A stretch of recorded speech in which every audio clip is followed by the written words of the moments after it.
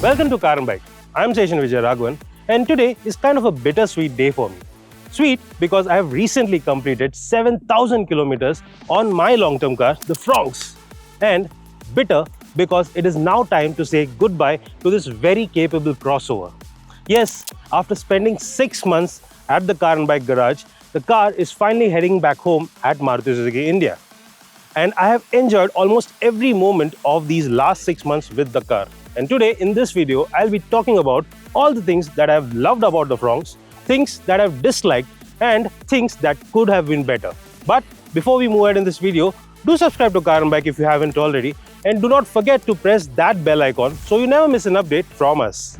Let's get the specifics out of the way. The model with me is the range-topping Alpha trim of the Fronx, featuring the 1-liter booster jet turbo petrol engine with a 5-speed manual gearbox. This one is painted in the brand's signature Nexa blue shade, and this particular trim at the time of making this video was priced at 11,48,000 rupees ex-showroom Delhi. Now, I'm a firm believer of the fact that looks are subjective. And while the initial impressions for me regarding the Fronx were not so good, it has grown on me. I think it is a well-proportioned car and it is compact enough for a city like Mumbai, yet striking enough to get you some attention. Now, things like the LED DRLs, the connected LED tail lamps, and these nice 16-inch dual-tone alloys gives it that upmarket look. At the same time, the headlamps are also quite nice. These are LED units and quite bright.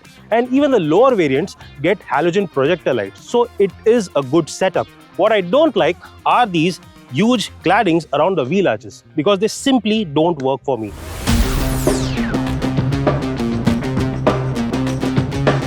Now, if you keep the looks aside, it is the cabin where you'll be spending most of your time. And I have quite liked what I have experienced. Despite being a compact car, Maruti has managed the space quite well. The cabin doesn't feel cramped at all, and there's ample room to move around. While I am 5 feet 9 inches tall, even someone who's above 6 feet will be comfortable in the car, except for the rear middle seat, of course. Also, the driver's seat is adjustable for height in Zeta and Alpha trims. But what I truly love about the cabin is the convenience it offers. Now, it is spacious and you get a ton of cubby holes.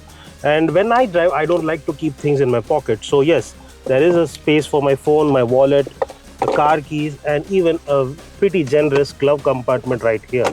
So yes, convenience is the key here. Even the steering has a nice feel to it, and this top-end version has both adjustability for tilt and reach. So yes, again, convenience. And you also get a nice 9-inch touchscreen infotainment system.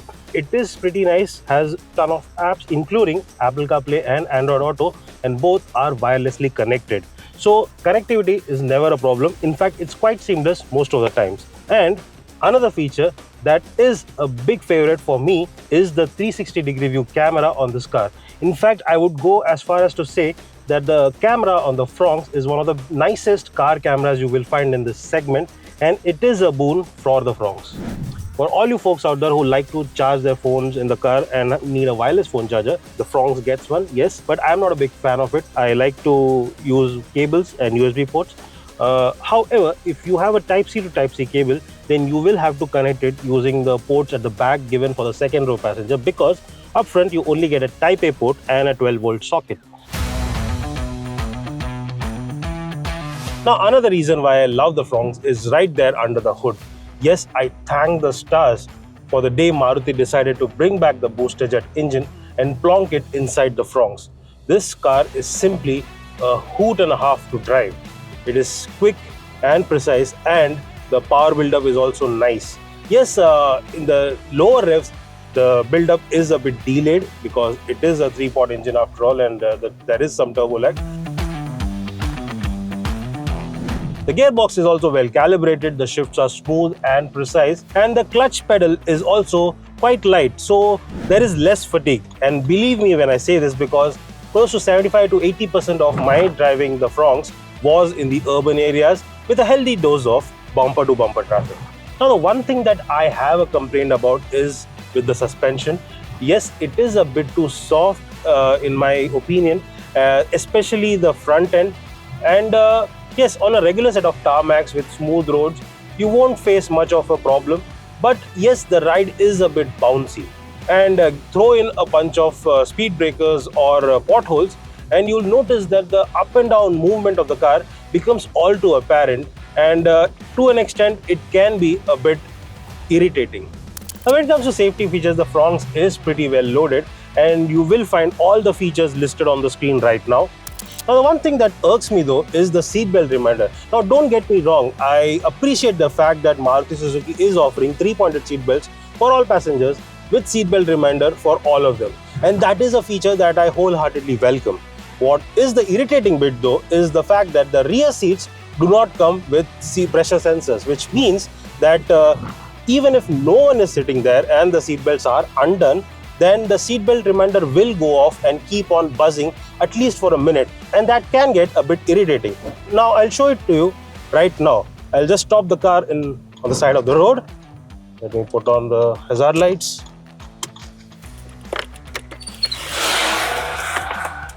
Now I've undone the middle row seat.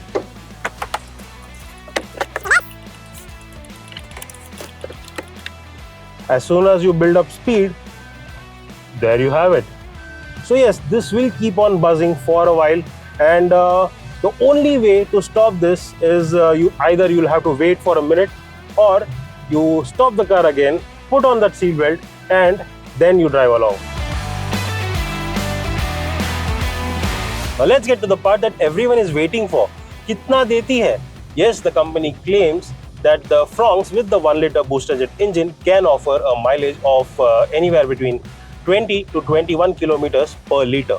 Now that is a good figure. However, I think that is achievable only in testing facilities under optimal conditions, because during my city testing, I found that the Fronx gave me a average mileage of anywhere between 11 to 14 kmpl depending on the driving conditions. Now the long distance highway driving was a bit minimal, but on those few occasions where we took the Fronx out there to stretch its leg, the car did return a pretty decent 18 to 19 kilometers per liter. And I feel that is a very nice figure for an engine like this that is also fun to drive.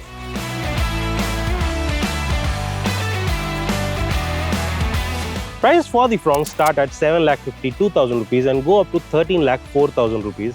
And yes, these are ex-showroom prices. Yes, it is a bit on the pricier side, but what you get for that price is a well-rounded product. Now, it is a good-looking car, it is feature-packed, and it also performs really well. So, if you are considering getting the Fronx, then I can wholeheartedly recommend this one to you. So, if you or someone you know owns a Fronx, then let us know in the comments how has your experience been. And if you are considering getting this and this video has helped you, give us a like and share this with your fellow enthusiasts. And for more such automotive content, keep following Car and Bike.